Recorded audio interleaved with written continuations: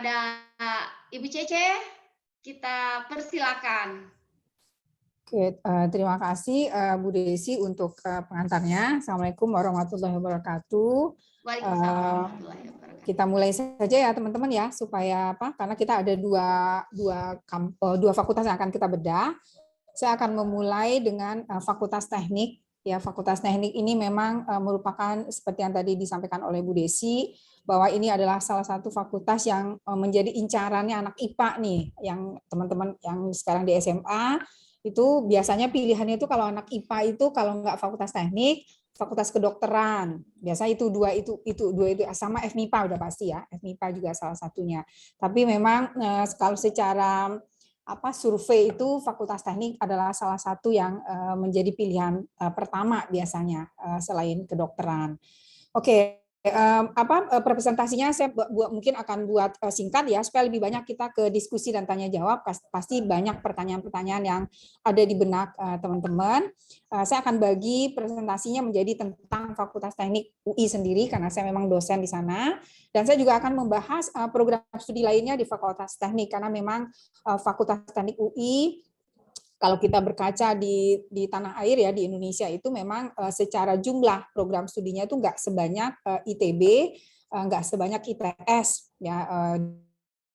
ITB dan ITS adalah Institut Teknologi yang khusus memang untuk teknik ya. Jadi saya akan coba bahas juga karena mungkin ada teman-teman yang hadir di sini jurusan yang ingin diincar ya nanti waktu kuliahnya itu nggak ada ternyata di Fakultas Teknik. Nah, saya akan coba sampaikan juga sedikit program studi lain yang berada di luar Fakultas Teknik UI. Oke, saya langsung saja masuk ke Fakultas Teknik Universitas Indonesia. Ini adalah gedungnya, teman-teman. Kalau nanti teman-teman jadi anak UI, masuk ke Fakultas Teknik. Ini adalah Fakultas Teknik ya, gedungnya mencar-mencar. Ini adalah departemen-departemennya. Ini gambaran ya, top view-nya ya dari atas ya.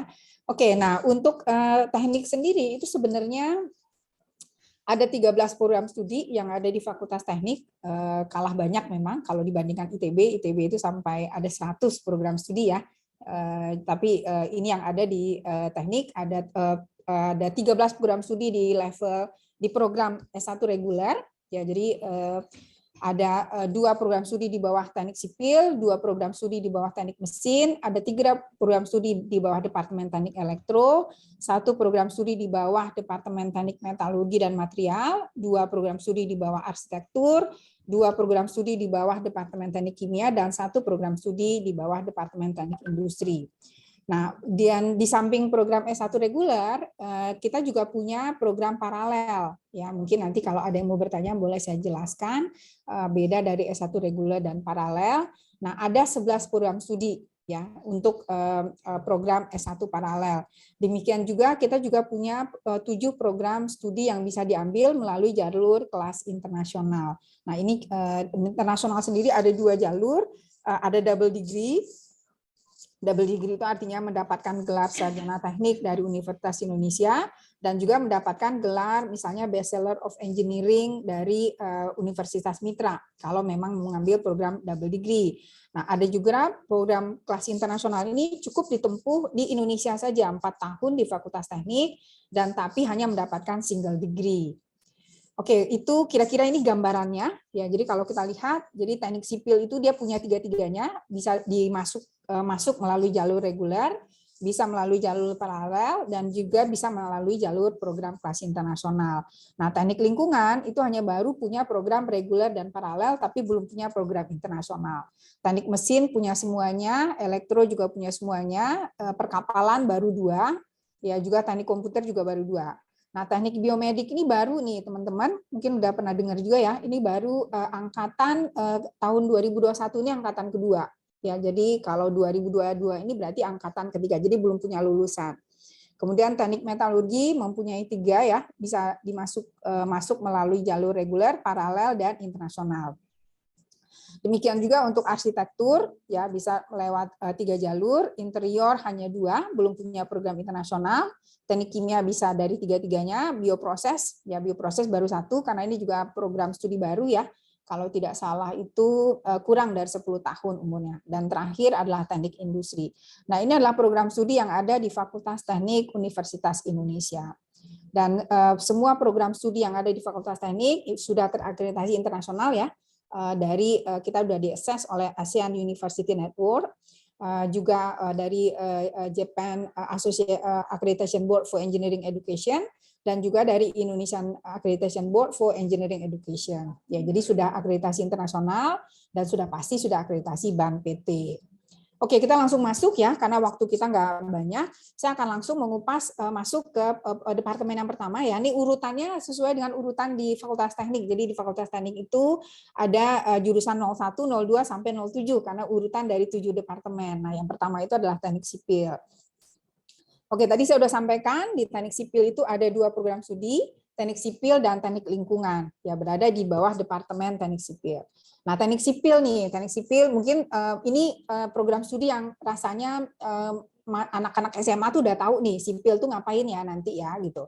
Jadi memang sipil ini nggak jauh-jauh dari perancangan struktur bangunan ya. Jadi kalau sering main ke Jakarta ya, di Sudirman itu gedung 30 lantai, 50 lantai. Nah, itu adalah produknya orang-orang teknik sipil. Jadi perancangan dan pembangunan infrastruktur. Tapi bukan hanya gedung-gedung bertingkat loh, teman-teman. Jadi juga jembatan, ya bendungan Jatiluhur ya. Jadi semua yang terkait dengan infrastruktur itu adalah produknya dari teknik sipil. Ya, jadi lulusannya itu harus mampu merancang dan membangun infrastruktur teknik sipil yang ramah lingkungan.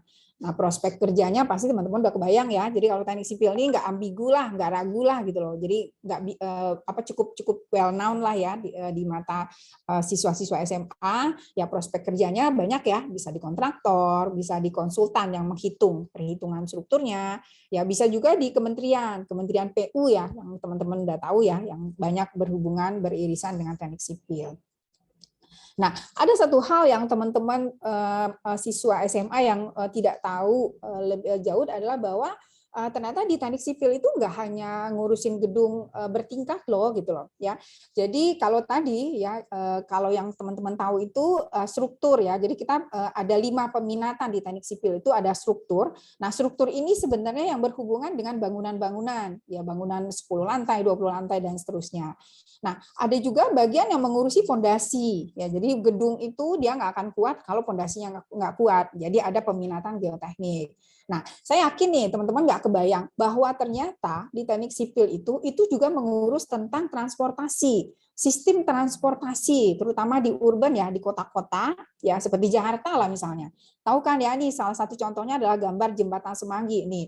Ini ribetnya kayak gimana nih orang transportasi nih yang ngurusin teman-teman. Gimana caranya transportasi itu nggak macet? Ya terutama untuk kota-kota besar ya. Seperti ibu-ibu kota negara, Jakarta salah satu contohnya, New York ya kita tahu ya, itu kan ada highway, ada jalan tol. Nah siapa yang mikirin ya perlintasan ini supaya dia nggak macet dan segala macam? Ini juga dipelajari di teknik sipil. Ya jadi jangan teman-teman mungkin nggak kebayang selama ini. Oh ternyata di teknik sipil ini juga mengurus tentang bagaimana sistem transportasinya. Jadi kita sebut sebagai transportation engineering. Nah itu dibahas di teknik sipil. Ya, kemudian juga tentang manajemen sumber daya air. Ini adalah khusus tentang bangunan infrastruktur keairan, bendungan, kemudian bagaimana supaya ombak itu kalau terjadi tsunami itu gelombangnya itu nggak terlalu besar sampai ke daratan. Jadi kita buat suatu infrastruktur yang kita sebut sebagai breakwater untuk memecah energi dari ombak tadi. Nah, itu di manajemen sumber daya air. Ya, nah yang nggak kalah pentingnya adalah manajemen konstruksi. Oh, jadi di teknik sipil itu juga belajar manajemen. Pak, bagi teman-teman yang memang tertarik ya atau baca koran atau ya mungkin nggak baca koran ya, levelnya udah nggak baca koran ya, di internet, di YouTube pernah dengar nggak? Saya baru dapat info itu di Cina itu membangun gedung ya 20 lantai, bukan 20 lantai ya. Yang terbaru itu adalah membangun stasiun kereta api di salah satu kota di Cina itu hanya dalam 9 jam. Kebayang nggak teman-teman? 9 jam. Jadi mereka bekerja mulai dari maghrib, itu pagi-pagi bangunan itu udah jadi. Itu penduduk Cina tuh sampai kaget waktu dia datang ke stasiun, dia heran loh kok tiba-tiba udah ada bangunan baru. Nah, gimana caranya ngebangun bangunan dalam 9 jam? Nah, itu adalah kerjaan dari manajemen konstruksi. Jadi teman-teman manajemen konstruksi ini dia nggak ngitung struktur bangunan 20 lantai tadi, tapi yang dia pikirkan adalah bagaimana memanage agar bangunan ini bisa dibangun dengan cepat. Nah, di situ ada cost analysisnya, metode kerjanya, berapa orang tenaga kerja yang dibutuhkan gitu loh ya. Nah, ini yang saya sebut bahwa teknik sipil itu nggak melulu menghitung struktur bangunan. Ya, jadi bisa belajar manajemen. Jadi begitu nanti teman-teman masuk ke teknik sipil bisa melihat nih, oh kira-kira saya cocoknya di mana gitu ya. Nah, ini hal-hal seperti ini yang biasanya anak-anak SMA yang tidak banyak yang tidak tahu. Nah, ini kira-kira contoh mata kuliah ya di teknik sipil. Jadi ada namanya analisa struktur. Kita menganalisa struktur bangunan. Tadi teknik transportasi yang tadi saya katakan ya. Ini struktur beton ini adalah kekuatannya berapa ya, ini kira-kira nih ya. Jadi ada transportasi jalan rel, perencanaan bandar udara, ada teknik pantainya, teknik sungai. Jadi teknik sipil itu luas sekali teman-teman ya. Itu ya gambarannya. Kemudian kita beralih ya ke teknik lingkungan. Ini harus cepat nih karena kita banyak yang akan dibahas ya. Nah, teknik lingkungan ini juga salah satu program studi yang favorit ya sekarang.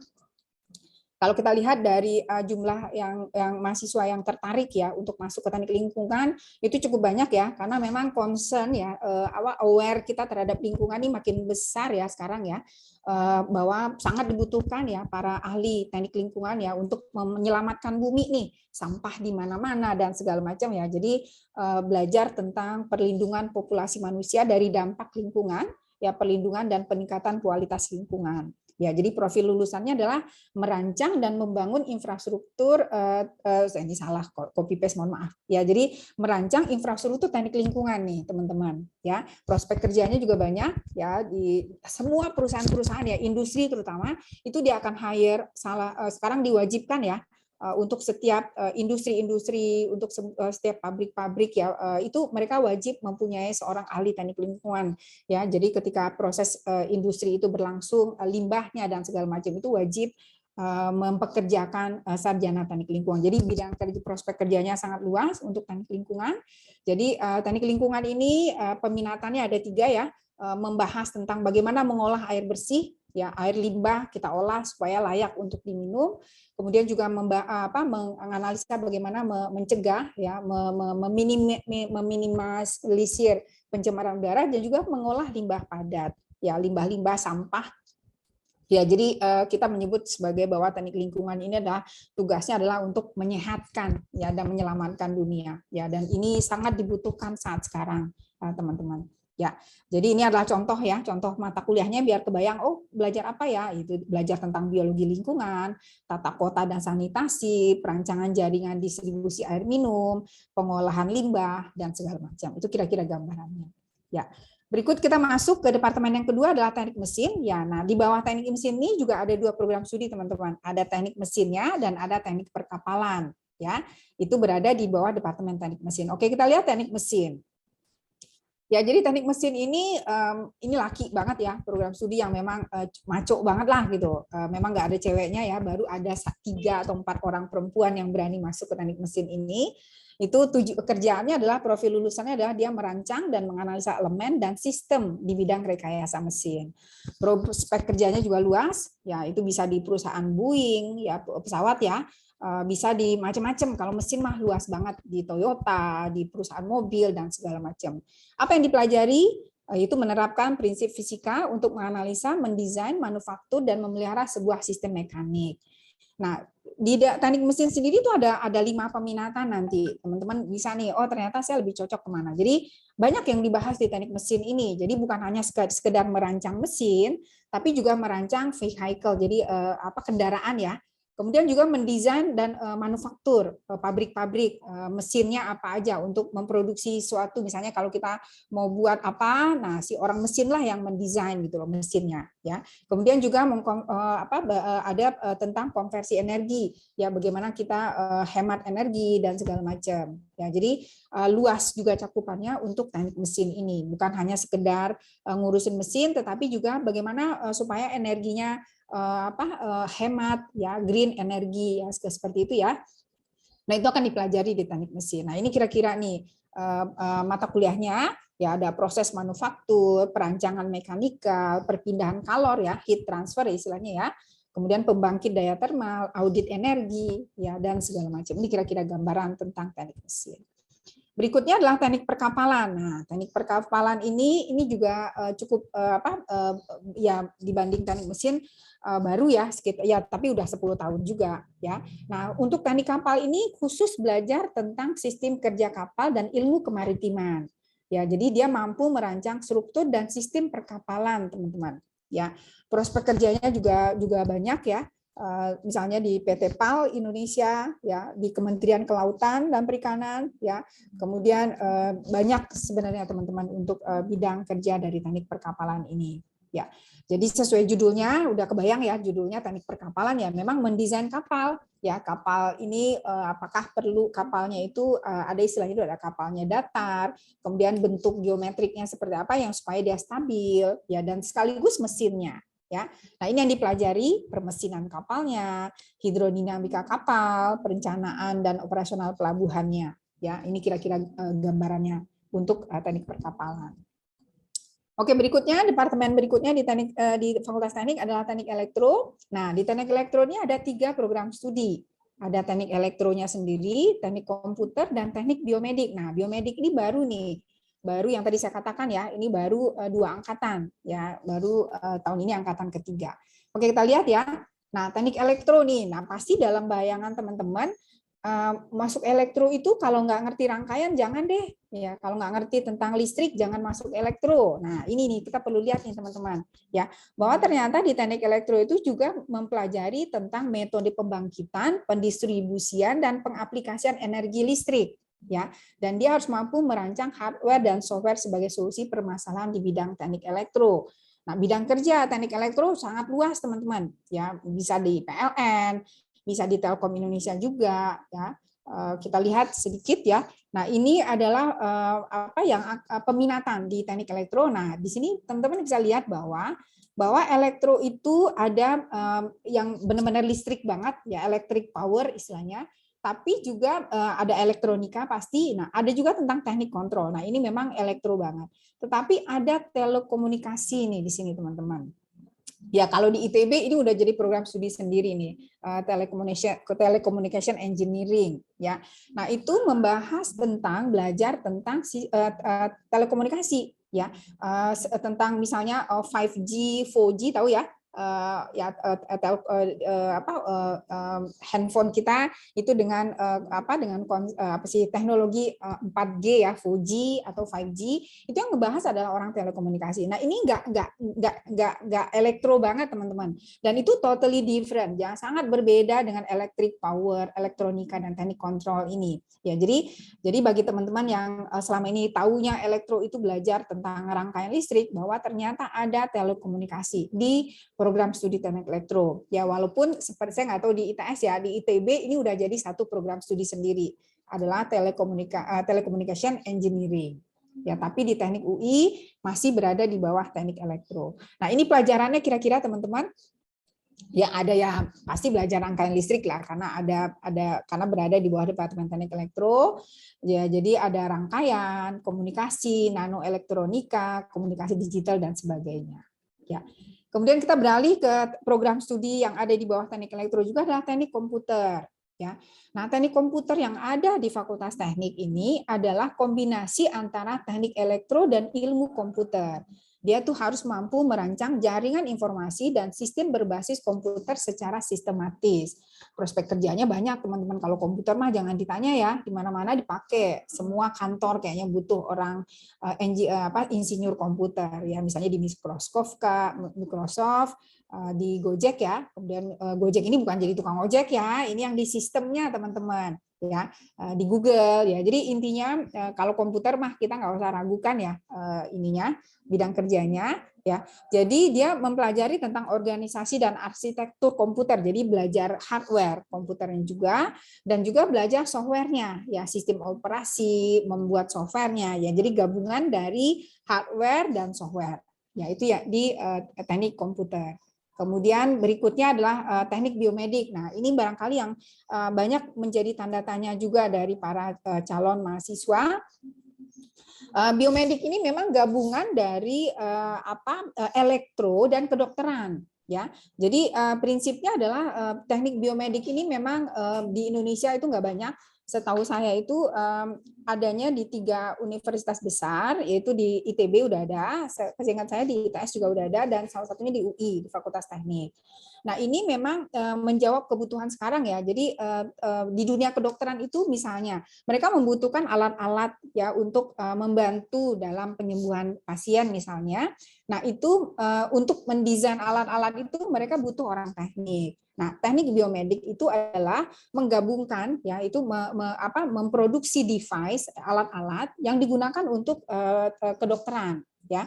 Nah, jadi dosennya sendiri pun kita ambil background-nya lah dari dokter. Jadi ada banyak dokter yang mengajar di program studi ini ditambah dengan dosen-dosen elektro karena yang akan produknya nanti adalah mampu merancang dan membangun alat-alat perlengkapan dan teknologi di bidang pelayanan kesehatan. Nah, prospek kerjanya jangan ditanya ya bisa di bidang kedokteran, ya bisa di produsen alat ya.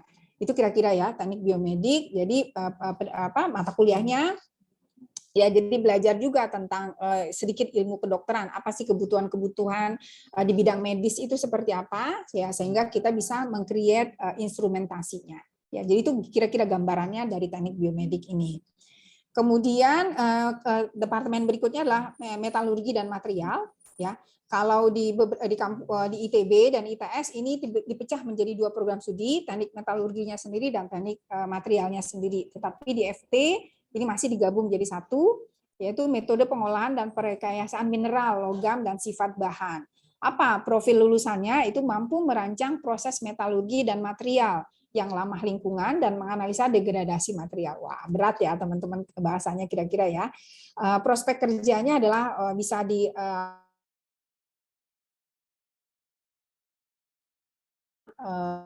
kemudian di Inalum ya di perusahaan-perusahaan perusahaan-perusahaan mining ya.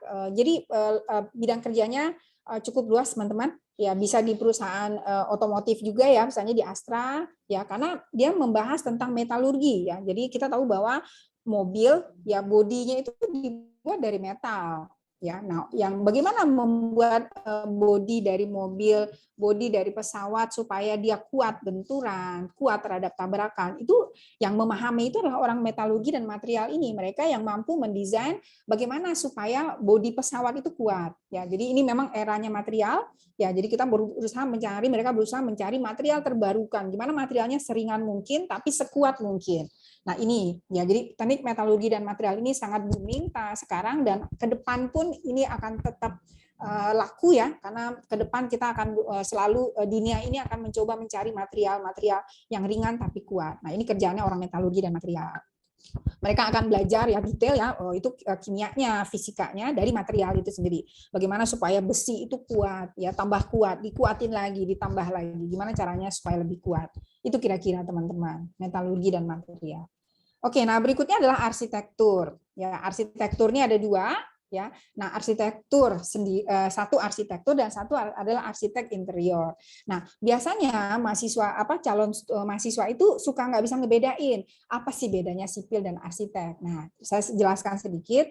Kalau arsitek itu mereka lebih kepada desainnya, gimana caranya bangunan itu misalnya 100 lantai tapi nggak kotak aja gitu loh. Bosen kan ngeliat bangunan tuh kok kotak aja. Nah itulah kerjanya arsitek. Mereka gimana caranya membuat supaya indah ya secara tampilan. Bagaimana tata layout di dalamnya, bagaimana hubungan antar ruang supaya efisien. Ya, gedung itu tata ruangnya efisien. Nah, itu kerjanya arsitektur. Jadi mereka dalam proses desain itu ada konsep keselarasan dengan lingkungannya. Nah, intinya itu jobnya kita itu kalau di teknik itu kalau bangunannya bagus itu akan ditanya arsiteknya siapa. Tapi begitu bangunannya runtuh yang ditanya sipilnya siapa gitu. Ya, itu kira-kira gambarannya arsitek dan sipil. Jadi arsitek adalah lebih kepada estetika bangunannya, kecantikannya, keindahannya, ya. Tetapi bagaimana membangunnya? Apakah strukturnya kuat atau tidak? Nah, itu kerjaan orang sipil. Ya, jadi sekarang clear ya. Nah, biasanya arsitek ini memang yang dituntut ada art-nya, teman-teman. Ya, jadi kalau teman-teman nggak punya jiwa seni, tapi saya ragu antara arsitek dan sipil nih.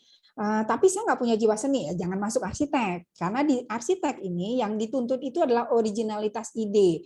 Bagaimana supaya ketika kita mendesain itu jadi trademarknya kita nih, arsiteknya siapa nih, ciri khasnya apa gitu loh. Ya jadi digali ide-ide kreatifnya itu harus muncul. Jadi harus punya sedikit jiwa seni. Nggak sedikit sih, harus banyak kalau menurut saya. Ya, jadi bagi teman-teman yang memang tertarik dengan bidang infrastruktur, tapi ragu antara sipil dan arsitek, nah kalau memang jiwa seninya kenceng, masuklah arsitek. Ya, jadi arsitek ini tadi singkat tadi ya mampu merancang desain arsitektur yang memperhatikan kebutuhan yang kearifan lokal, ya prospek kerjanya udah pasti banyak ya, dan bisa juga berdiri sendiri teman-teman. Jadi bisa bikin konsultan arsitek sendiri. Jadi nggak harus kerja dengan orang lain. Banyak arsitek-arsitek yang berdiri sendiri kerja dengan orang lain.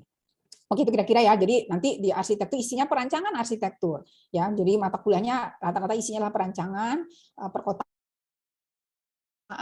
macam ya. Nah, arsitek interior itu dia lebih kepada interior desainnya di dalamnya ya, bagaimana supaya perkantoran itu nyaman untuk ditempatin, bagaimana layoutnya, bagaimana hubungan antara ruang dan segala macam. Nah, itu adalah arsitektur interior ya. Itu kira-kira ya. Prospek kerjanya juga cukup luas ya teman-teman untuk arsitektur interior. Nah, ini gambarannya ya, mulai dari lightingnya aja tuh dibahas, nih pencahayaannya dari sisi mana ya, lampu itu ditaruh di mana ya, kalau kita mau kasih lemari itu taruhnya di mana ya gitu, supaya indah ya, sehingga user siapapun pengguna ruangan itu jadi nyaman untuk bekerja ya. Itu peran dari arsitektur interior. Berikutnya adalah Departemen Teknik Kimia, ada 2 program studi juga, teknik kimianya sendiri dan teknik bioproses. Oke, kita lihat. Nah, teknik kimia dari judulnya teman-teman udah kebayang ya, harus jago kimia lah. Ya mungkin jago kimia enggak, minimal teman-teman senang gitu loh dengan pelajaran kimia, karena akan belajar banyak kimia juga. Tetapi juga ada fisikanya juga, karena akan membahas tentang hukum termodinamika. Nah, itu kan ada di fisika tuh, hukum termodinamika. Ya, jadi dapat mengaplikasikan prinsip rekayasa kimia dengan mempertimbangkan berbagai aspek. Nah,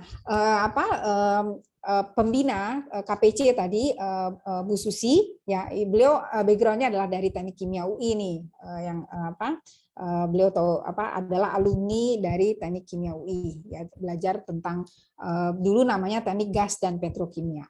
Oke, nah itu tentang teknik kimia. Nah, ini kira-kira nih mata kuliahnya ya. Jadi ada kimia fisika, ya kimianya macam-macam, ada kimia organik, ada kimia analitik, segala macam kimia dibahas di sini. Kemudian juga ada teknologi pelumas, katalis, sifat termodinamika dan segala macam ya. Jadi ini kira-kira akan dipelajari di teknik kimia. Bidang kerjanya cukup luas teman-teman ya. Semua industri-industri itu pasti butuh orang teknik kimia. Nah, biasanya teknik kimia ini adalah leader ya di bidang industri, mereka yang akan menentukan proses produksi dan segala macam. Ya, jadi bisa di PGN ya, perusahaan gas negara, di Pertamina ya, banyak sekali ya. Kemudian berikutnya adalah teknik bioproses. Nah, teknik bioproses ini memang kalau di teknik itu berada di bawah Departemen Teknik Kimia. Nah, kesamaannya adalah kalau di IPB ini teknik teknologi pangan, kalau saya teknologi apa ya, saya lupa namanya. Jadi di ITB ini juga sudah menjadi satu program studi sendiri. Jadi ini adalah menggabungkan antara teknik kimia ya, untuk agar bisa menghasilkan produk-produk hayati. Jadi misalnya teknologi misalnya madu itu diolah gimana sedemikian rupa supaya dia mempunyai nilai lebih gitu loh. Nah, bioproses ini memang ada bionya tadi ya. Jadi produk-produk hayati ya yang diolah, yang kita harus memahami proses kimianya agar produknya bisa daya jualnya lebih baik ya. Jadi mampu merancang komponen sistem, proses dan produk dari rekayasa bioproses ya. Jadi misalnya jamu, obat-obatan juga ya, itu membutuhkan sedikit beririsan dengan teknik bioproses ini ya. Jadi bidang kerjanya cukup luas, bisa di kimia farma, membuat makanan seperti jamu seperti di Sido muncul ya, di biofarma dan segala macam.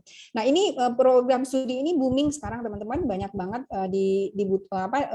bermunculan program studi bioproses ini. Dan di Indonesia memang belum banyak ya. Di IPB juga ada, tapi menyebutnya sebagai teknologi biopangan, saya lupa istilahnya. Hampir di universitas besar sudah ada bioproses ini ya. Jadi cuma judulnya aja agak berbeda. Saya lupa di ITB itu namanya apa ya, tapi intinya adalah gabungan dari kimia dan biologi Ya. Jadi ini kira-kira gambarannya, pelajarannya, belajar biokimia, peristiwa perpindahan dalam sistem hayati dan segala macam. Dan terakhir adalah teknik industri. Ya, teknik industri ini dari judulnya udah kebayang ya.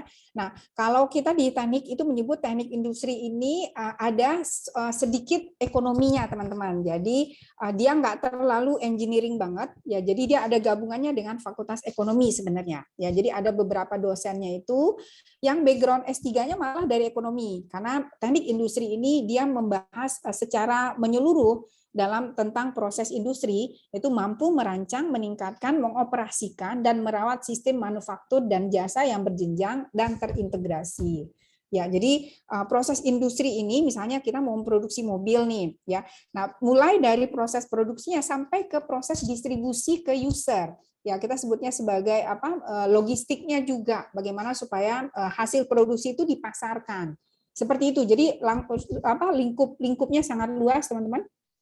Prospek kerjanya juga sangat luas, teknik industri ini. Ya, jadi dia belajar tentang human resource juga, tentang bagaimana sumber daya manusia yang dibutuhkan agar proses industri ini berjalan. Ya, jadi proses produksinya, ya perancangan produksinya, faktor manusia yang terlibat di dalam proses produksi tersebut, belajar ekonominya juga, ya sistem keuangan dan investasi juga gitu. Ya, salah satu pengurus KPC ini lulusan dari teknik industri dari Fakultas Teknik UI. Beliau sekarang kita kasih tanggung jawab mengurusi tentang wirausaha, itu Bu Lilis. Oke, nah ini kira-kira sedikit gambaran keketatan ya. Saya nggak tahu, mudah-mudahan saya masih punya waktu. Saya pengennya lebih banyak tanya jawab. Mungkin ini nanti saya akan bagikan ya. Saya udah minta izin ke Fakultas Teknik, ke bagian Humas untuk membagikan ini. Jadi ini adalah kira-kira gambaran keketatan dari program studi yang ada di Fakultas Teknik UI melalui ada 3 jalur, SNMPTN, SBMPTN, dan SIMAK. Nah, yang kuning ini yang keketatannya cukup tinggi, teman-teman. Arsitektur ya, itu terkenal sangat ketat ya. Baik ini, kemudian elektro juga di SIMAK UI. Ya, jadi dari sini teman-teman bisa lihat ya bagaimana persaingannya nanti untuk bisa masuk ke program studi ini. Ya, dari yang paling ketat dan paling longgar. Nah, paling longgar itu teknik perkapalan, ya, sama satu lagi bioproses. Tapi bioproses ini data tahun lalu, teman-teman. Di tahun 2021, ini tahun 2020 ya, data 2020. Di tahun 2021 teknik bioproses melejit ya, angka keketatannya paling tinggi ya. Jadi jangan data ini saya nggak punya data yang terbaru ya karena belum dirapikan, tapi sebagai informasi aja, teknik bioproses dan teknik biomedik ini angka keketatannya cukup tinggi di tahun 2021 kemarin. Kemudian ini adalah dari program paralel ya, dari jalur reguler, ini adalah dari jalur paralel. Ini kira-kira gambarannya arsitektur tetap yang paling ketat, teknik industri juga ya. Kemudian ini yang kelas internasional.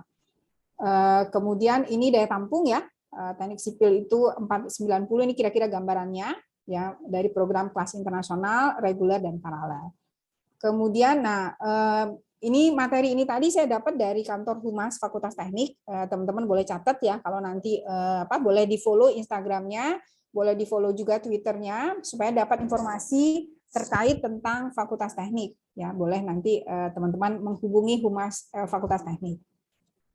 Oke, itu tadi tentang Fakultas Teknik ya, jadi cuma ada 13 program studi. Nah, saya melihat dari peserta yang hadir hari ini ada cukup beragam ya, saya lihat ya, bahkan ada juga yang dari ada yang dari Malang ya, kalau tidak salah ya. Saya akan coba bahas juga beberapa program studi lainnya.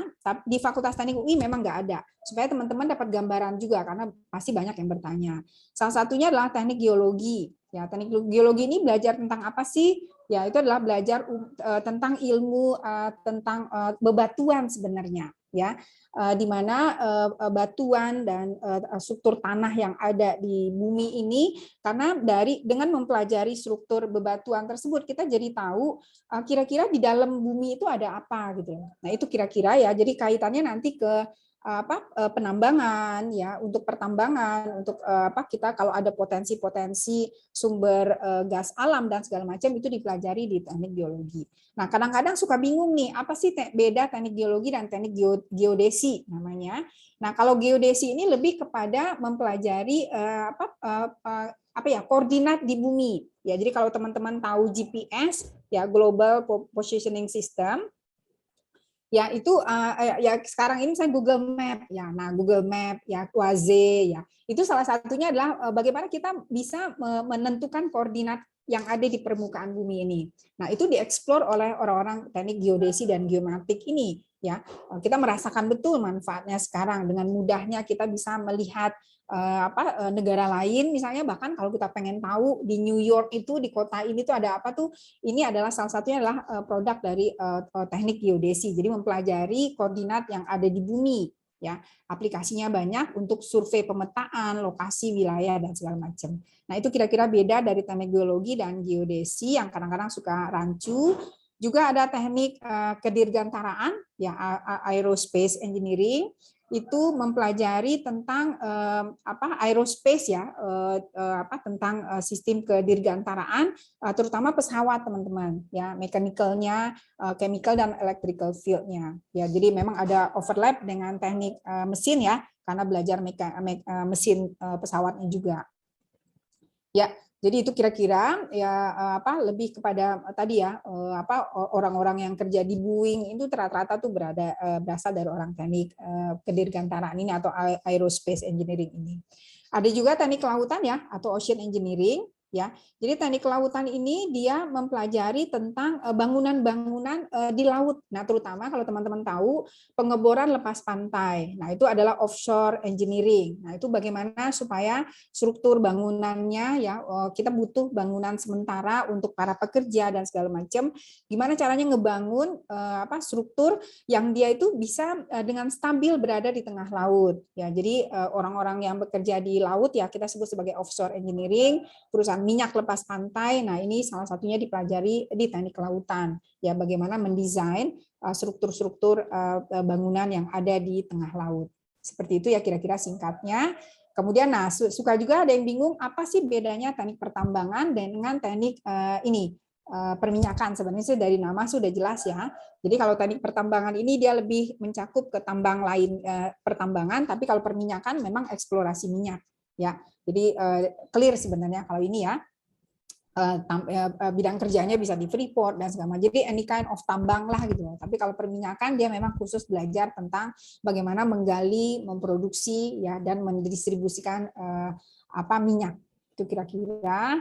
Kemudian berikutnya adalah ada teknik fisika, ya, juga ada teknik kehutanan, ya, cukup banyak, ya, teman-teman, ya. Kalau dibaca teknik fisika ini lebih ke instrumen, ya. Jadi kalau tadi orang metalurgi itu dia khusus metal saja, ya, tapi orang teknik fisika ini dia membuat instrumen-instrumen yang dibutuhkan, ya, berbasis konsep-konsep fisika, ya. Jadi itu kira-kira, ya. Kemudian teknik kehutanan adalah mengeksplor, ya, hutan, ya, bagaimana memanfaatkan, ya, bagaimana mendaur ulang supaya hutan ini nggak habis, ya, dan bagaimana memanfaatkan, ya, hutan itu agar bermanfaat untuk manusia. Ya, mungkin itu yang terakhir adalah sistem informasi dan teknologi dan teknik informatika. Nah, ini juga dua hal yang suka rancu juga, yang siswa-siswa SMA itu suka nggak tahu bedanya. Jadi kalau sistem informasi dan teknologi ini itu adalah merencanakan suatu sistem. Jadi misalnya gini, kalau misalnya teman-teman sekolah itu kan berarti kan ada absensi, ya. Kemudian di akhir semester itu guru itu mengeluarkan nilai. Nah, sistem informasi ini orang-orang yang lulus dari sistem informasi dan teknologi ini itu berusaha menciptakan suatu sistem berbasis komputer, ya, diotomasi, ya, tapi dia harus tahu dulu nih kebutuhannya apa gitu. Misalnya di sekolah itu yang dibutuhkan itu adalah software apa, ya, mereka mengembangkan sistem itu, ya. Kemudian juga misalnya di perusahaan-perusahaan, misalnya tadi industri lagi memproduksi manufaktur, berarti proses produksinya memang diurus oleh orang teknik kimia dan orang teknik industri, tapi sistem informasinya gitu loh, ya, sistem informasi untuk si pekerjanya, sistem informasi untuk pimpinan perusahaannya, bagaimana itu. Nah, itu dibuat oleh orang sistem informasi dan teknologi. Nah, teknik informatika itu dia lebih kepada memproduksi software, ya, misalnya contohnya misalnya untuk mendesain bangunan teknik sipil kita butuh software agar analisa strukturnya lebih mudah. Nah, ini orang teknik informatika lah yang membuat codingnya, gimana supaya software itu bisa diproduksi. Ya, jadi itu sedikit perbedaan ya. Jadi kalau sistem informasi itu dia membangun sistem ya dan diotomasi melalui kita buat software tapi sesuai kebutuhan. Kalau teknik informatika ini lebih kepada codingnya dan segala macam. Sebenarnya banyak irisannya, teman-teman, antara sistem informasi dan teknologi dan teknik informatika ini. Oke, mungkin itu aja. Saya berharap kita lebih banyak eksplor di tanya jawab nanti. Ini adalah referensinya ya dari Humas FTUI. Juga saya ngambil beberapa dari ITB ya, karena di ITB lah program studi teknik ini yang paling banyak. Terima kasih atas perhatiannya. Kita masuk ke sesi tanya jawab. Demikian Bu Desi. Mudah-mudahan kita masih on schedule ya, karena ada bedah kampus berikutnya adalah Fakultas Ekonomi. Silakan Bu Desi. Baik, terima kasih Ibu Cece. Materinya sangat luar biasa teman-teman ya. Boleh dah kita berikan tepuk tangan yang meriah untuk Ibu Cece ya, yang sudah memberikan materi yang luar biasa ya, membedah Fakultas Teknik secara menyeluruh ya.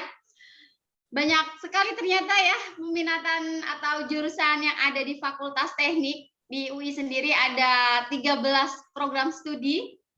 Dan di luar UI ternyata masih banyak lagi. Kalau selama ini saya sendiri tahunya hanya beberapa jurusan saja, seperti Fakultas Teknik atau Fakultas seperti Teknik Industri atau Teknik Sipil. Ternyata masih banyak lagi ya. Termasuk tadi ada yang baru, yaitu Teknik Biomedik ya. Masya Allah, luar biasa ya. Terima kasih Ibu Cece. Baik teman-teman semuanya yang sudah penasaran, yang sudah tidak sabar ingin bertanya bagaimana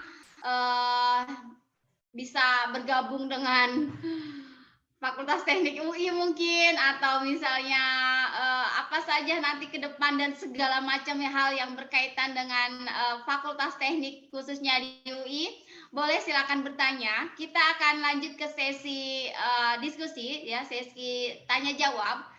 Yang pertama kita akan buka sesi 1 dulu dengan 3 penanya. Untuk teman-teman yang sudah tidak sabar ingin bertanya, boleh silakan mic-nya dinyalakan dan boleh raise up ya untuk bisa menyampaikan pertanyaannya.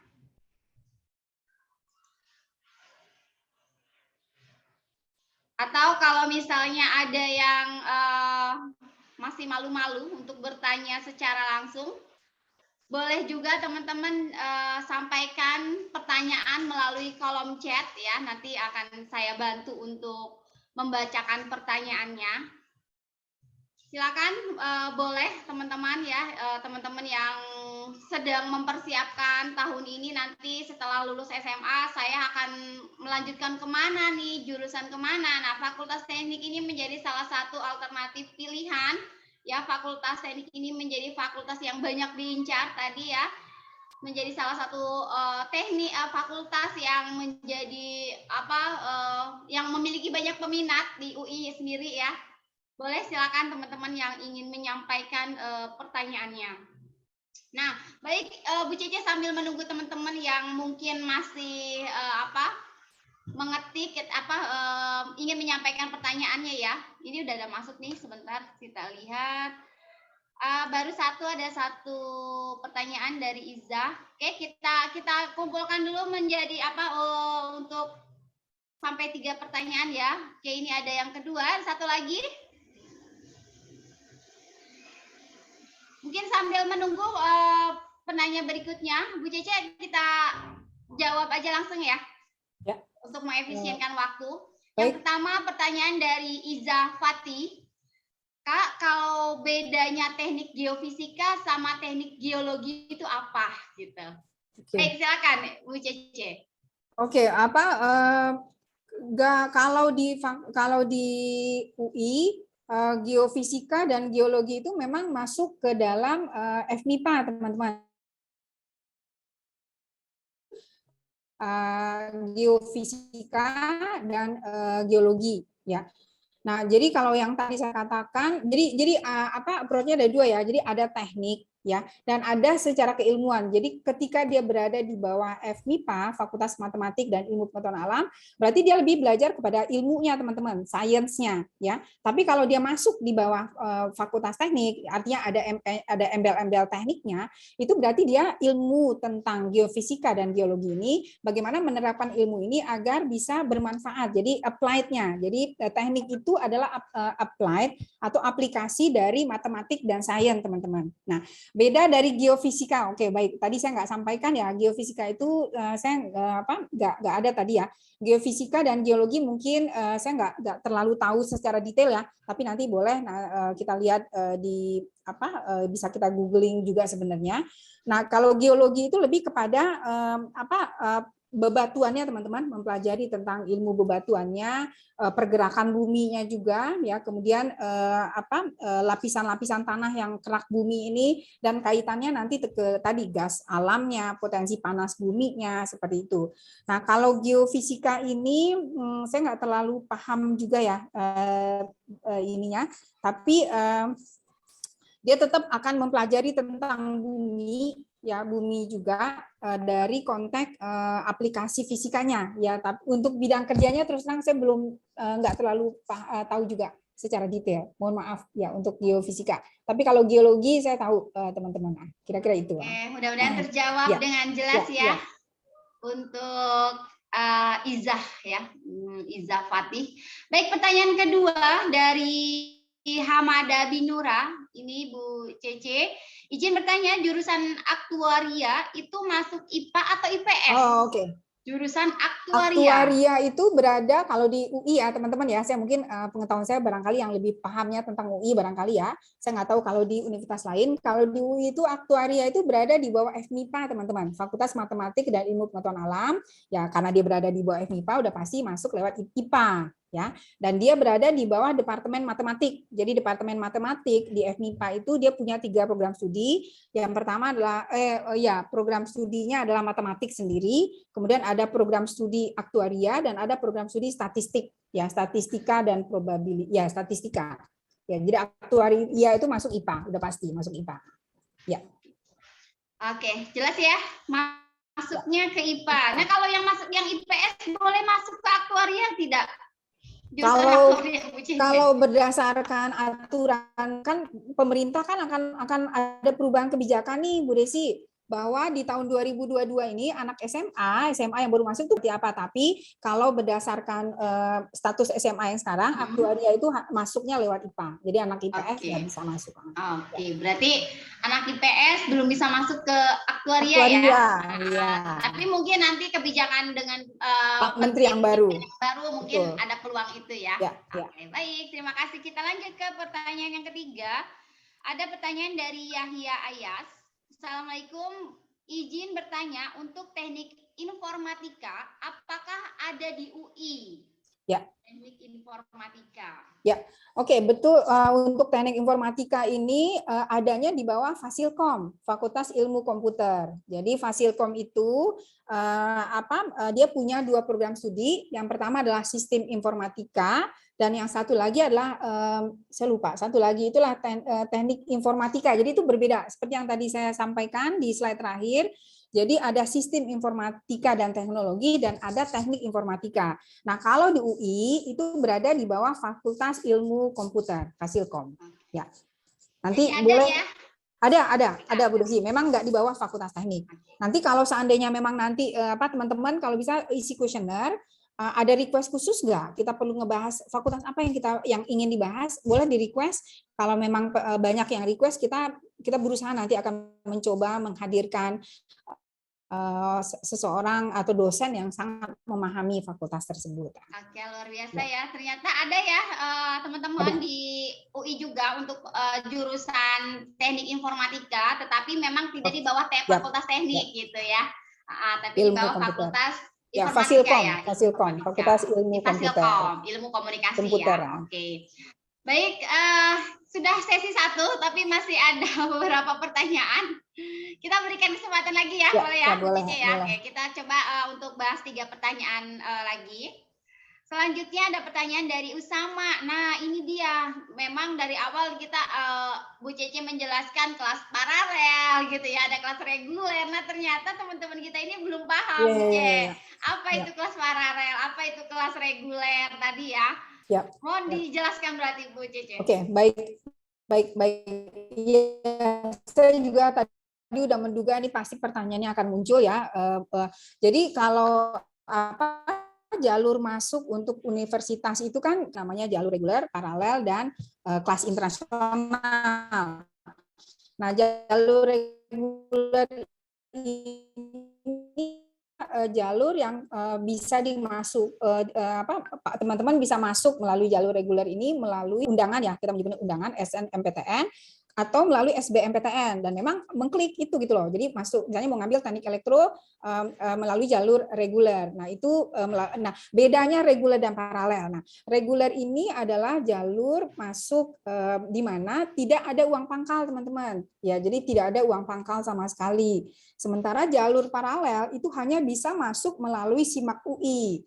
Nah, SIMAK UI, jadi paralel ini khusus untuk SIMAK UI aja. Jadi di SIMAK UI itu teman-teman bisa memilih reguler atau paralel. Ketika teman-teman mengklik reguler, itu artinya teman-teman kalau keterima itu nggak bayar uang pangkal. Tapi kalau memilih misalnya teknik sipil melalui jalur paralel, itu teman-teman harus membayar uang pangkal. Nah, uang pangkal ini itu berbeda untuk tiap orang. Ya bukan tiap orang, sorry, berbeda untuk tiap fakultas. Ya, misalnya untuk fakultas teknik itu uang pangkalnya 50 juta. Ya, tapi SPP-nya sama, teman-teman. SPP-nya itu sesuai dengan penghasilan orang tua. Jadi ada negosiasi SPP lah berdasarkan data-data ya. Tapi perbedaan yang paling mendasar dari reguler dan paralel adalah keketatan jalur paralel itu lebih longgar dibanding keketatan jalur reguler. Itu aja sih, teman-teman. Ya, dan kemudian ya seperti itu bedanya. Kemudian jelas ya teman-teman ya. Jadi membedakannya betul. Di uang pangkal tadi ya. Iya. Nah, dan juga tadi jalur masuknya. Persaingannya ya. Betul. Di paralel karena ada uang pangkal jadi tidak terlalu ketat gitu ya. Betul. Tidak seperti di jalur reguler. Oke, teman-teman seperti itu ya. Mudah-mudahan semuanya bisa masuk lewat jalur reguler saja ya. Bebas uang pangkal. Baik, kita masih ada waktu. Kita lanjut ke pertanyaan berikutnya. Dari Izzah Fatih. Nah, ini sama nih seperti tadi yang dipertanyakan juga sebelumnya. Ternyata ada teman-teman kita Bu Cece yang belum paham apa sih itu fakultas, apa itu jurusan, apa itu prodi ya. Tadi seperti yang dipaparkan di awal ada 7 departemen dan ada 13 program studi untuk di UI sendiri gitu. Nah, mungkin dibedakan, dijelaskan apa itu tingkatan dari teknik, kemudian departemen, dan juga jurusan atau program studinya barangkali ya, supaya teman-teman lebih paham Bu Cece. Sebenarnya sih kalau teman-teman kalau mau milih program studi itu nggak penting lah itu fakultas ini departemen ya. Ini lebih kepada manajemennya aja sih teman-teman, manajemen organisasi supaya perkuliahan itu berjalan ya. Jadi kumpulan dari jadi satu departemen seperti tadi ya. Teknik sipil itu dia membawahi 3 program studi. Itu kalau di UI sistemnya. Nah, beda kampus beda sistem lagi teman-teman ya. Jadi kalau di UI sendiri Universitas Indonesia itu terdiri, seingat saya tuh ada 14 fakultas di Universitas Indonesia. Nah, masing-masing fakultas itu membawahi beberapa departemen. Seperti misalnya Fakultas Teknik di UI itu dia membawahi 7 departemen. Nah, satu departemen itu dia membawahi beberapa program studi. Ada yang hanya 1 program studi, ada yang 2, ada yang 3. Ya, seperti sipil itu dia punya 2 program studi, elektro dia punya 3 program studi. Nah, kalau teman-teman sendiri sih nanti masuknya tinggal lihat program studinya aja. Teman-teman sukanya teknik kimia kah, teknik bioproses kah? Nggak penting. Teknik kimia dan teknik bioproses itu di bawah departemen apa sih nggak terlalu penting lah buat teman-teman gitu. Ya, jadi hanya itu lebih kepada pengelolaan manajemen perkuliahannya saja teman-teman. Seperti itu. Ya. Jadi teman-teman begitu teman-teman akan memilih jurusan untuk nanti kuliahnya di mana, sebenarnya yang dilihat cukup program studinya saja. Studi atau jurusan barangkali seperti itu ya Bu Cece ya. Jadi teman-teman program studi satu jurusan itu sama gitu. Jadi teman-teman itu yang dilihat. Ya, terlepas dari situ nanti dia masuk di bawah fakultas apa gitu, itu tidak usah terlalu dipikirkan karena itu hanya pengelolaan di tingkat universitas aja gitu. Jadi ada teknik, ada fakultas, di bawah fakultas itu ada departemen, ada departemen itu ada jurusan-jurusan atau program studi. Nah, teman-teman milihnya di situ berarti ya Bu Cece begitu ya. Oke. Baik, selanjutnya kita masih ada waktu ya sekitar 11 menit. Kita lanjut dulu ke pertanyaan berikutnya. Ada pertanyaan dari Naura. Ini pertanyaannya adalah untuk perencanaan tata kota itu masuk ke teknik apa, Bu Cece? Perencanaan tata kota. Yap. Oke, mungkin saya barangkali tadi saya nggak masukkan ya, Bu Desi. Saya kayaknya kelupaan ya. Jadi kalau di Fakultas Teknik, mohon maaf, memang di Fakultas Teknik memang nggak ada tata kota ya. Jadi kalau di ITB ada, itu di bawah Fakultas Teknik dan dan perencanaan ya kalau tidak salah saya. Jadi kalau tata kota itu dia bicaranya makro teman-teman. Jadi kalau teknik sipil itu dia fokus ke dalam mendesain satu bangunan. Ya misalnya ini bangunan 10 lantai. Nah, itu kerjaannya orang sipil. Atau dia ngebangun jembatan atau misalnya lagi ngebangun bendungan. Nah, itu kerjaannya orang sipil. Nah, kalau tata kota itu dia bicaranya makro. Jadi perencanaan kota secara keseluruhan. Nah, biasanya lulusan dari tata kota ini banyak bekerjanya di Bapeda, Badan Perencanaan Daerah. Ya, kalau di level nasional di Bappenas. Ya, jadi seperti sekarang nih, kita isunya mau pindah ibu kota kan teman-teman tahu ya. Nah, ketika mau pindah ibu kota ini itu perlu di desain nih tata kotanya seperti apa, di mana posisi posisi sektor bisnisnya di mana, pemerintahannya di mana. Ya, jadi tata kota ini dia belajar makro ya, makro ekonomi juga gitu loh ya. Jadi skopnya adalah perencanaan wilayah, teman-teman. Nah, di situ nanti dia juga belajar tentang infrastruktur teknik sipilnya ya, karena itu kan terkait dengan integrasi antar jalan, jalan kelas 1, jalan kelas 2, jalannya gede, jalannya kecil. Nah, itu kira-kira. Nah, kalau di Fakultas Teknik UI memang nggak ada, teman-teman. Di ITB ada, setahu saya di ITS juga ada. Ya, itu kira-kira Bu Desi ya. Baik, jelas ya. Jadi di UI sendiri belum ada jurusan ya. Oke, tapi ada teman-teman barangkali yang berminat bisa masuk ke ITB ya, mencoba untuk mendaftar ke ITB. Baik, selanjutnya ini ada pertanyaan dari Rio. Pada penerimaan mahasiswa melalui jalur SNMPTN untuk teknik komputer, nilai apa saja yang diperhitungkan? Dan apakah ada indikator penilaian selain mata pelajaran? Jadi terkait dengan proses jalur masuknya di BCC untuk teknik. Oke, kalau ini terus terang memang saya nggak punya akses ke sana ya Bu Desi ya, tapi memang saya pernah dapat informasi ya, tapi saya khawatir salah juga informasinya. Cuman memang untuk SMPTN ini kan memang berbasis nilai rapor teman-teman. Ya, jadi nilai rapor ini nanti misalnya disampaikan ya, misalnya pengen masuk teknik komputer UI misalnya, itu kan nanti dimasukkan ke Universitas Indonesia. Nah, nanti di Universitas Indonesia sendiri itu ada tim ya, ada tim yang akan menganalisa nilai-nilai rapornya, dan memang setahu saya memang ada pembobotannya. Jadi misalnya untuk matematik itu bobotnya sekian, untuk fisika bobotnya sekian, untuk kimia sekian. Dan memang pembobotan itu mempengaruhi. Misalnya nih kalau kita mau masuk teknik komputer, misalnya matematiknya bobotnya sekian. Tapi kalau misalnya kita mau masuk ke teknik kimia, barangkali nilai kimianya juga dilihat gitu loh. Ya. Nah, itu saya tahu saya ada, tapi saya persis teman-teman mohon maaf karena saya nggak pernah berada di penerimaan mahasiswa baru yang jalur SMPTN seperti itu. Mohon izin Mbak Bu Desi, Bu Cece, boleh sedikit tambahan sharing kebetulan terkait pertanyaan apa aja yang diperhitungkan untuk SNMPTN dari nilai rapor. Kalau sepengalaman saya kebetulan ngajar di SMK itu anak nanya terkait dengan jalur SNMPTN yang tahu saya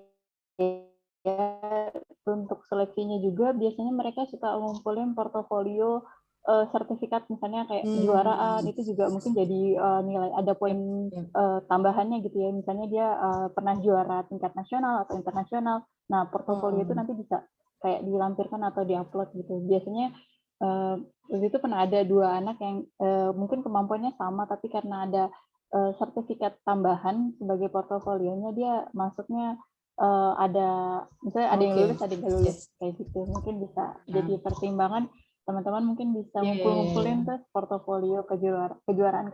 Oke, terima kasih Mbak Juan. Terima kasih masukannya Ibu Juan. Ibu Juan ini kebetulan memang guru ya, jadi banyak informasi juga yang didapat ya. Baik, terakhir mungkin pertanyaan terakhir karena waktunya juga sudah mau habis teman-teman ya. Yang terakhir pertanyaannya dari Iza Fatih, tips untuk pemilihan jurusan nih ketika SMPTN Bu Cece, karena setahu saya katanya kan ada boleh memilih 2 jurusan gitu ya. Jadi agar memiliki peluang keterima yang lebih besar mungkin. Jadi tipsnya seperti apa gitu? Tips memilih 2 jurusan, memilih apa? Biasanya ada 2 pilihan kan, pilihan pertama, pilihan kedua gitu kan. Nah ini bagaimana tips yang baik supaya bisa keterima gitu? Oke, ini pertanyaannya, ini pertanyaan semua calon siswa ya, Bu Desi ya. Jadi memang teman-teman memang harus realistis ya. Jadi biasanya nih kalau saya perhatikan tuh anak SMA tuh begitu masuk IPA itu selalu targetnya UI, ITB, ITS gitu ya. Jadi nah memang dulu itu angkatan 2019 seingat saya itu nilai UTBK ya teman-teman tahu ya, nanti untuk masuk perguruan tinggi itu ada namanya ujian tulis berbasis komputer. Nah, itu namanya UTBK ya. Nah, UTBK ini nanti ada ujiannya. Nah, dulu di 2019 nilai UTBK ini keluar dulu, baru teman-teman masukkan pengen masuk program studi apa. Nah, itu sebenarnya itu adalah cara yang menurut saya itu paling ideal. Sehingga kita tahu dulu nih skor kita berapa dan kita dapat gambaran kan kita dapat gambaran lah misalnya tahun lalu itu teknik kimia UI itu skor paling rendah diterima itu di angka 720. Nah, kalau skor kita misalnya cuma 500, ya ngapain kita buang-buang kesempatan memilih teknik kimia UI, kira-kira seperti itu. Nah, saya nggak paham kenapa kemudian pemerintah merubah di 2020 itu kita ujian UTBK langsung memilih program studi yang kita inginkan. Nah, sehingga kita nggak tahu lagi nih kira-kira skor kita berapa, kira-kira bisa nggak masuk. Jadi, nah biasanya skor kita itu bisa didapat dari bimbel sih teman-teman. Jadi dari TO ya, tryout itu saya ingat saya misalnya kayak GO ya, Ganesha Operation, kemudian juga apa yang apa sih ada bimbel yang sekarang lagi diminati, saya lupa namanya ya. Banyak sebenarnya Nurul Fikri misalnya itu mereka suka mengadakan bimbel itu ngasih skor. Jadi teman-teman nanti dapat gambaran skor teman-teman tuh berapa gitu loh. Ya, jadi saran saya adalah rajin-rajin ikut TO, tryout, supaya teman-teman dapat gambaran, misalnya skornya, barangkali skornya di 600. Nah, nanti biasanya sebenarnya sih universitas tuh nggak pernah secara resmi mengeluarkan bahwa misalnya teknik kimia UI itu skornya kemarin tuh paling rendah berapa, yang ini tuh berapa tuh nggak ada sih sebenarnya. Tapi saya nggak tahu kenapa tuh bimbel-bimbel tuh suka dapat bocoran. Saya wallahu alam tuh dapat dari mana ya. Tapi kayaknya sih cukup valid ya, karena dari beberapa pengalaman berdiskusi dengan beberapa mahasiswa itu, mereka tuh biasanya tahu dari bimbel itu skor mereka berapa, mereka dapat gambaran teknik yang mereka inginkan atau program studi yang mereka inginkan berapa, sehingga mereka bisa mengukur diri gitu loh. Ya, jadi saran saya adalah ya kalau bisa tahu dulu skornya itu berapa gitu. Ya, jadi jangan buang-buang, ibaratnya buang-buang peluru nih, udah tahu nih nggak akan bisa ngebidik prodi tersebut, skor teman-teman misalnya nih cuma 600, ya pilihlah prodi-prodi yang kira-kira di skor 600 itu teman-teman bisa masuk gitu loh. Ya, seperti itu sih kalau saran saya. Jadi jangan buang-buang kesempatan memilih prodi yang secara skor itu memang agak tinggi gitu posisinya. Itu barangkali Bu Desi yang bisa saya sampaikan. Oke, baik. Terima kasih ya. Jadi harus realistis juga ya. Kita betul, mungkin jadi bisa menjadi persiapan buat teman-teman barangkali Bu Cece ya untuk ya. Dari sekarang kalau yang ingin jadi anak UI mungkin di Fakultas Teknik ya khususnya itu mungkin bisa mulai dari persiapannya dari sekarang berarti ya. Dari sekarang sudah menyiapkan terutama tadi ya berarti harus mencoba mengikuti TO yang diadakan oleh bimbel gitu ya. Betul. Oleh bimbingan Biasanya belajar. juga apa misalnya kalau seingat saya tuh misalnya FMIPA UI ya, misalnya Ikatan Mahasiswa misalnya teknik fisika UI atau matematik UI itu mereka ngadain bimbel untuk anak SMA, itu biasa suka ada tuh selain tempat bimbel tadi ya. Ya, Ya, jadi ya, ikut-ikut ya. aja lah, misalnya ada tryout di mana ikut tryout di mana Ya. ikut gitu. Rajin-rajin Oke. aja ikut tryout. Seperti itu. Berarti itu menjadi persiapan buat teman-teman nih yang lagi mulai galau-galau gitu ya, nanti mau ambil kuliah jurusan apa segala macam, yang sudah mulai tertarik dengan FT-nya UI ya. Teman-teman bisa mulai, mungkin tidak hanya di FTUI aja, mungkin di kampus-kampus yang lain juga, tetapi paling tidak teman-teman mempunyai cara yang sama gitu ya, yaitu mengikuti TO supaya kita tahu kira-kira skor yang bisa kita dapat berapa sih setelah kita mengikuti TO. Dan nanti dari kampus dari bimbingan belajar biasanya mereka punya gambaran di FT-nya UI nih, program studi teknik sipil misalnya berapa sih skor yang bisa lolos gitu ya. Jadi itu bisa menjadi di mana gitu ya. Barangkali seperti itu ya. Betul. Ya. Betul, nah, buat teman-teman yang masih ada pertanyaan-pertanyaan tetapi masih bingung juga, nanyanya waktunya sudah habis, teman-teman jangan lupa ikut di grup komunitas kita ya. Teman-teman bolehnya nanti di sana. Dan mungkin nanti ada teman-teman kakak-kakak mahasiswa di FMIPA UI misalnya gitu ya, ada mereka mengadakan kelas bimbingan gitu kan, kadang kita kalau nggak ada orang dalam dari UI-nya gitu, kita akan biasanya lebih sulit untuk dapat akses. Betul Bu Desi. Oh ya, satu hal lagi yang ingin saya sampaikan ke teman-teman ya. Jadi kalau sekarang ada misalnya bimbel-bimbel yang mempromosikan dengan ikut bimbel mereka, kemudian diinapkan misalnya di Makara UI sebulan, itu dijamin masuk UI, itu jangan percaya teman-teman. Bahwa memang ada yang lulus melalui jalur itu sebenarnya tanpa lewat jalur itu pun dia tetap bisa lulus gitu loh. Jadi jangan termakan isu-isu seperti itu ya. Sebenarnya barangkali ya, kalau yang saya lihat ya, ketika ada satu bimbel yang mengatakan bahwa nginep di Makara UI, kemudian ketika kita nginep, itu kan tiap hari belajar gitu loh. Bukan karena melalui bimbel itu teman-teman. Jadi memang UI itu tidak mengadakan itu bukan program dari UI. Ya, jadi memang orang luar yang menjanjikan itu.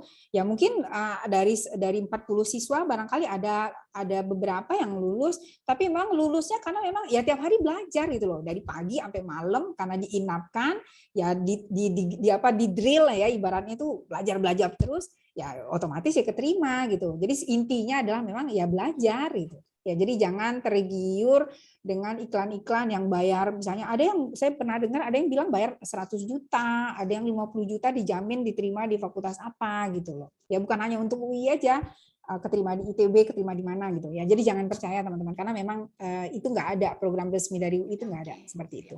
Ya. Baik, jadi dari UI sendiri memang tidak ada program secara khusus yang betul. dalam program menyiapkan calon mahasiswanya gitu ya. Itu memang independen masing-masing dari pihak-pihak yang bimbelnya gitu kan, seperti itu.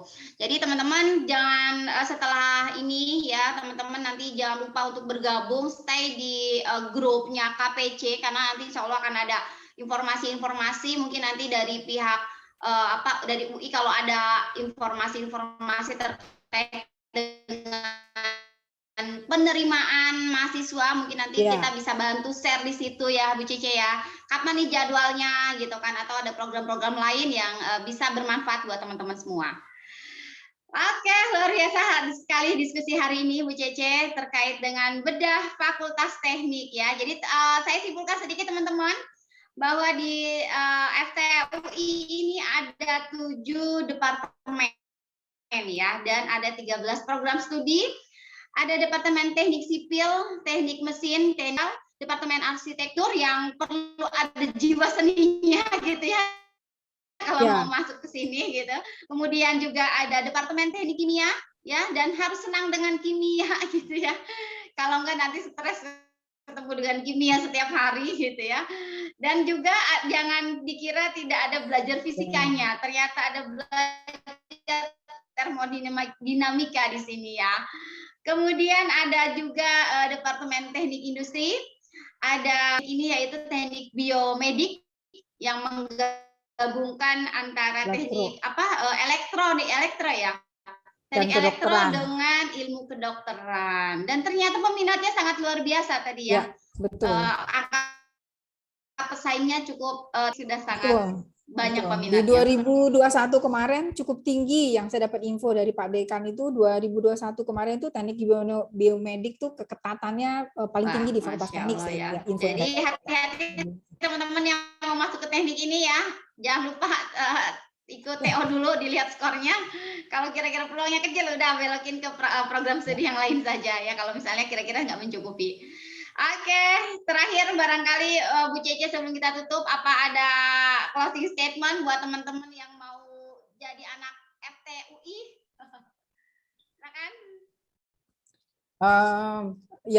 Terima kasih sih Bu Desi. Saya sebagai salah satu Civitas Akademika Unika, dosen di Teknik Sipil UI, intinya sih memang untuk masuk universitas negeri ya bukan hanya UI saja teman-teman.